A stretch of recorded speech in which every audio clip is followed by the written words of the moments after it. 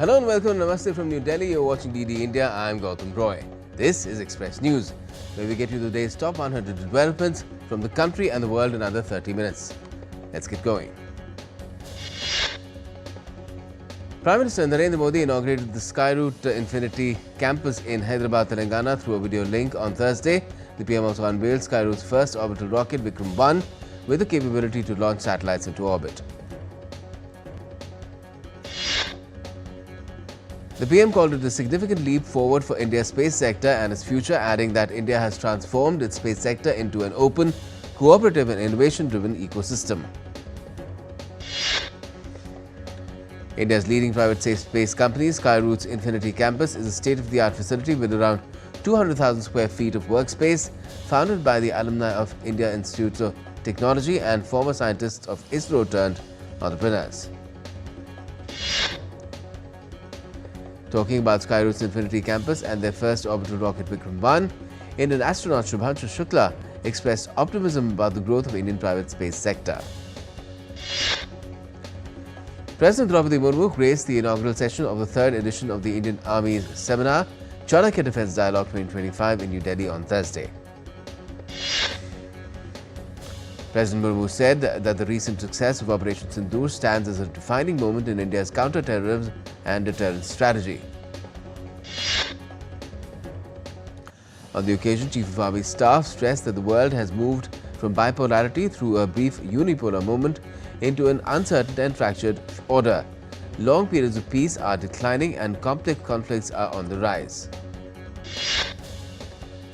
The two-day defence conclave with the theme of Reform to Transform, Sashakt, Surakshit or Viksit Bharat draws top military brass and academia from within the country and friendly nations across the globe. Defence Minister Rajnath Singh co-chaired the third India-Indonesia Defence Ministers Dialogue in New Delhi alongside Indonesia's Defence Minister Shafri Shamsuddin.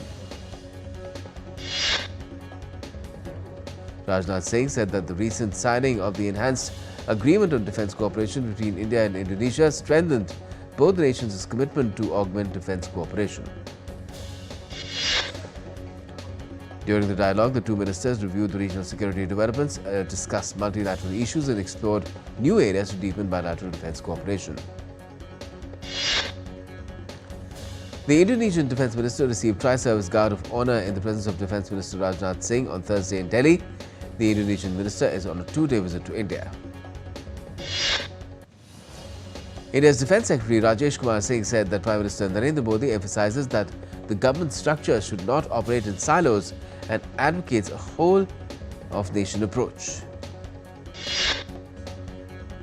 During a two-day visit to Odisha, President Murmu addressed the members of the Odisha Legislative Assembly on the first day of the winter session of the House. India and Sri Lanka carried out exercise Mitra Shakti 2025 in Belgavi, Karnataka, bringing their armies together for 2 weeks of coordinated tactical drills. The exercise strengthened interoperability and deepened mutual trust between the two forces. The Indian Army has provided specialized high-altitude adventure equipment to the local community in North Sikkim, enabling villagers to set up structured adventure camps for 20 to 25 daily tourists. India's indigenously designed and built stealth frigate Indian naval ship Sahyadri arrived in Manila, Philippines as part of its operational deployment in the Indo-Pacific, underscoring India's commitment to enhancing maritime cooperation in the region. In the Delhi car blast investigation, accused Jasir Bilalwani was presented in a special NIA court after 10 days of custody. The court extended the NIA's custody for a further 7 days. The United States has thanked India's Central Bureau of Investigation or CBI for its continued support in busting and dismantling transnational cybercrime networks targeting its citizens. The Jammu and Kashmir Police is carrying out searches at multiple locations across the district, targeting individuals and premises linked with the banned organisation Jamaat-e-Islami, prescribed under the Unlawful Activities Prevention Act. Indian equity indices ended on a positive note with Nifty around 26,200 on Thursday. The Nifty was marginally up 10 points to close at 26,216. At close, the Sensex and the BSE added 111 points at 85,720.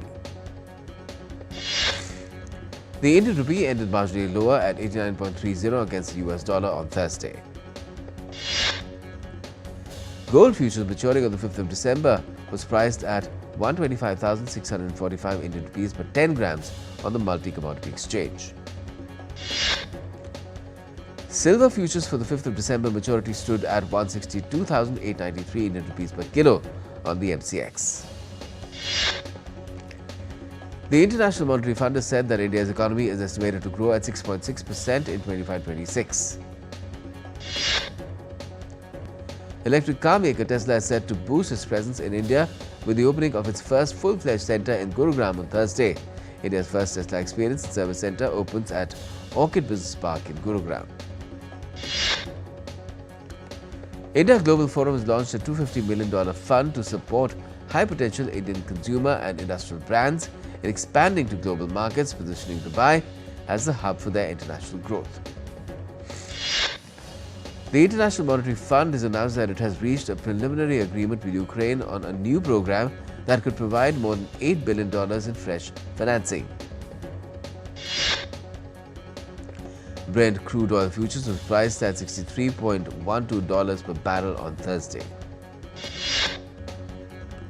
Firefighters battled a blaze in Hong Kong's residential high-rise building complex for the second night, which has killed at least 65 people and has left nearly 300 missing. Fire was extinguished in 4 out of 7 blocks and was under control in the rest of the 3. Hong Kong leader John Lee said on Thursday the government will set up a $38.57 million fund to help the residents of the ill-fated towers. The Hong Kong police have arrested 3 men from the construction company on suspicion of manslaughter over the fire, claiming that the blaze may have been caused by a grossly negligent construction firm using unsafe materials. Hong Kong's anti-corruption body said on Thursday that it launched a probe into renovation work at the housing complex, which had caught fire. Ukraine's Foreign Minister Andriy Sybiha said on Thursday that the US and Ukraine's negotiating teams will meet soon, adding that Kyiv would focus on specific steps in peace proposals. Russia has said that ongoing talks to end the conflict in Ukraine are serious after earlier welcoming parts of a new US plan to halt the Russia-Ukraine crisis. Kremlin spokesperson Dmitry Peskov said the negotiations were ongoing and the process is serious. Russia called on the Polish ambassador on Thursday, informing him about the decision to close Warsaw's consulate in Siberian city of Irkutsk by the 30th of December. Polish Foreign Ministry spokesperson said that Poland accepts Russia's decision to withdraw consent. Leaders of countries members of Collective Security Treaty Organization assembled in Kyrgyzstan's capital of Bishkek on Thursday. Russian presidents addressed the opening session of CSTO summit. A Russian military court on Thursday sentenced 8 people to life in prison over huge 2022 explosions which partially destroyed the Crimean Bridge. French President Emmanuel Macron on Thursday said that France will introduce a voluntary military service of 10 months beginning next summer in the face of a growing threat posed by Russia. 2 US National Guard soldiers were shot near the White House in Washington on Wednesday, leaving both in critical condition. The police have said that one suspect was in custody and the area was secured. US President Trump called it an act of terror and also mentioned that the suspect had been identified and believed to have entered into the US territory from Afghanistan in 2021. Trump also called for his government to re-examine Afghan immigrants who entered the country during the former President Joe Biden's administration. Addressing troops in Kentucky, US Vice President J.D. Vance said that the shooter's motive remains unknown. He also urged prayers for the National Guardsmen. Pentagon Chief Pete Hegseth said on Wednesday that President Donald Trump has asked for 500 additional troops to be deployed in Washington, D.C. The U.S. Citizenship and Immigration Services has said that it has stopped processing all immigration requests relating to Afghan nationals indefinitely after a shooting in Washington, D.C. Japan denied on Thursday a Wall Street Journal report that said US President Donald Trump had advised Prime Minister Takaichi Sanae not to provoke China over Taiwan's sovereignty.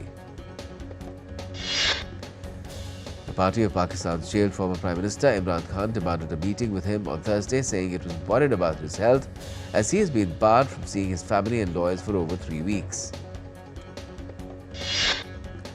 A court in Bangladesh on Thursday sentenced ousted Prime Minister Sheikh Hasina to 21 years in prison for corruption, a week after she was given the death penalty for crimes against humanity. In West Bengal, Guinea-Bissau's West Africa, Guinea-Bissau's military appointed General Horta Daman as the country's new leader for the duration of 1 year on Thursday, a day after seizing power, arresting the president and derailing the announcement of the election results. On his first official visit outside Italy as Catholic leader, Pope Leo held a bilateral meeting with Turkish President Recep Tayyip Erdogan on Thursday. We're taking a quick break at this point. We'll be back with the rest of Express News in just a bit. Stay with us.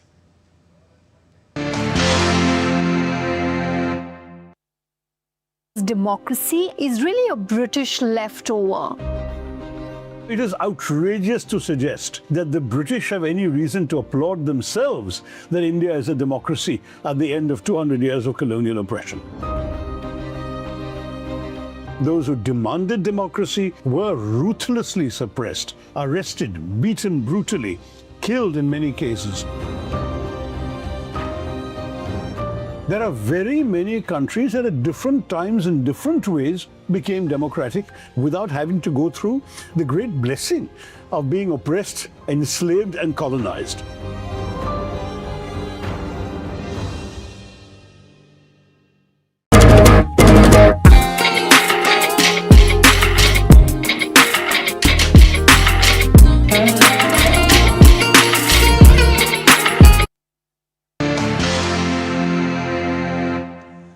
Welcome back. You're watching Express News. Let's move ahead.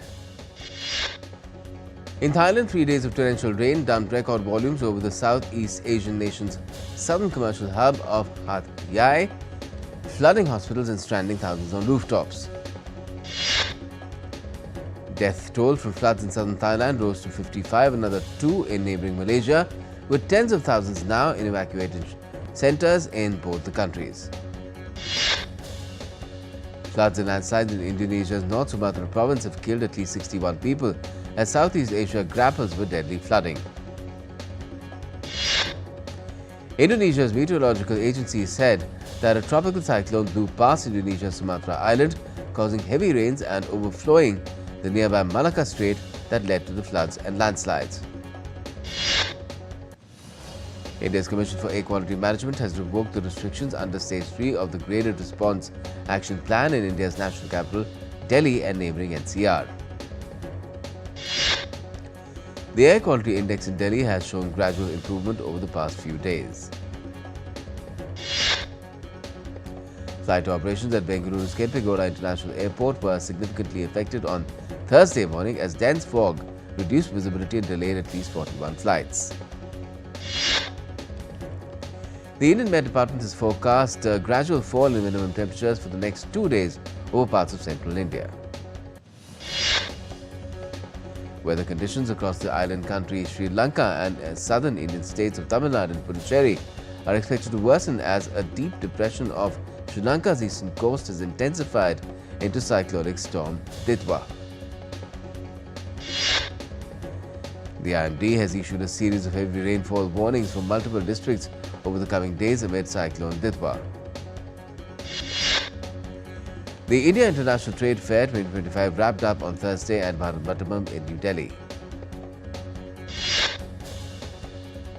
The India International Trade Fair showcased innovations, products and partnerships across diverse sectors, drawing exhibitors and visitors from India and abroad. Turkey is unveiling around 30 new Neolithic-era discoveries at Göbekli Tepe and Tarhan Tepe including rare human and animal statues. The World Robot Olympiad is being held in Singapore with hundreds of young participants competing in problem-solving challenges. This year's Olympiad theme, the future of robots, drew a record turnout from over 90 countries. France's iconic Christmas market in Strasbourg opened with festive lights, crowds and mulled wine filling the historic streets. Visitors called it one of the best Christmas markets in the world. Windsor Castle has unveiled its Christmas decorations, including a 20-foot tree in St. George's Hall. The castle expects a surge in visitors during the festive season and an upcoming state visit by Germany's president. Germany's historic Streitzelmarkt opened under tight security as rising event costs and past attacks heightened precautions. Visitors say the measures feel necessary but won't dampen the festive mood. A record Thanksgiving travel season was expected, but a 43-day government shutdown caused flight bookings to fall. Massive character balloons were inflated ahead of the 99th Macy's Thanksgiving Day Parade, drawing huge crowds. Celebrities, officials and volunteers served Thanksgiving meals at LA's Skid Row to highlight the city's worsening homelessness crisis. In Angola, visitors who earlier used to eat turtles are now safeguarding them for their population to increase through community project. The project is backed by Angola's oldest university. Agostinho Neto trains communities in the importance of conservation. The Vatican's Christmas tree is set up in St. Peter's Square ahead of the festive season. In entertainment, 56th International Film Festival of India has entered its 8th day for gala premieres of Andhra King, Claudia and Manusha.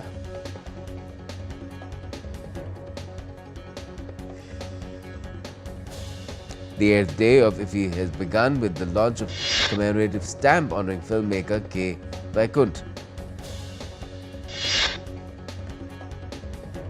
Indian actor Akshay Roy will be part of Shah Rukh Khan's upcoming film King. The project also marks a collaboration between Shah Rukh Khan and his daughter Suhana Khan. Indian singer and rapper Karan Aujla has announced the Indian leg of his Punjabi pop culture world tour for 2026. Karan Aujla's world tour will cover 6 major cities, including his first ever stadium shows in New Delhi and Chandigarh. Ajay Devgan's star De De Pyar De 2 has collected 66.25 crore rupees in 13 days at the Indian box office. The film collected 1.25 crore rupees on day 13. Madame Tussauds in London has unveiled its first wax figure of American actress Gillian Anderson. The wax statue at Madame Tussauds is inspired by custom Gabriella Hearst dress that Gillian wore at the Golden Globe Awards in 2024. The first look of upcoming forensics crime thriller Scarpetta is out. The show is based on Patricia Cornwell's best-selling K. Scarpetta book series. American television series Scarpetta is developed and written by Liz Sarnoff. The show will premiere on the 11th of March next year. Sports now. Prime Minister Narendra Modi has met with Indian women's blind cricket team, which won the T20 World Cup, the inaugural T20 World Cup. Prime Minister Modi congratulated the Indian athletes for their historic performance at the Deaf Olympics in Tokyo as well. India finished 6th with 20 medals at the Deaf Olympics. Shooter Mahit Sandhu won 4 medals and led the flag ceremony. The torch relay for the 2026 Winter Games began in Greece's ancient city of Olympia. The flame will be handed over to Italian organizers on the 4th of December. The Indian men's hockey team edged past New Zealand 3-2 in their 4th match of the 2025 Sultan Azlan Shah Cup in Malaysia. Batting great Sunil Gavaskar has called for a post-mortem into India Test cricket after their aura of invincibility at home was blown away by a second series whitewash in 12 months. The Perth pitch that saw Australia complete a thumping 8-wicket Ashes win inside 2 days over England has earned the International Cricket Council's highest rating. Australia's Ashes match winner Travis Head said he was wary of inciting England's fast bowlers as he slogged his way to a stunning century in the first test at Perth.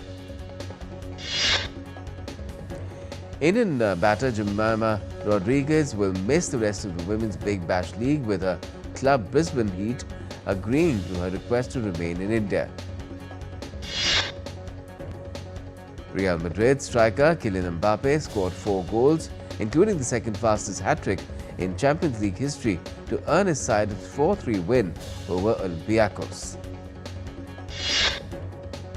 Arsenal beat Bayern Munich 3-1 to record their first win in 10 years and taking a step forward to qualify for the round of 16 in the Champions League. Jose Jimenez's stoppage time winner earned Atletico Madrid a 2-1 victory over Inter Milan in the Champions League. Liverpool's miserable season hit another low as they slumped to a 4-1 defeat against PSV Eindhoven in the Champions League. Naples marked Diego Maradona's 5th death anniversary before Napoli's Champions League match with Qarabag. His video played on stadium screens as chants of Diego echoed across the city. And Arsenal's Luis Munoz became the youngest player to feature in a UEFA League Youth League match where the 13-year-old played against Bayern Munich in the Under-19 competition. That's all we have for the moment in this edition of Express News. All the latest continues right here on DD India. Stay with us.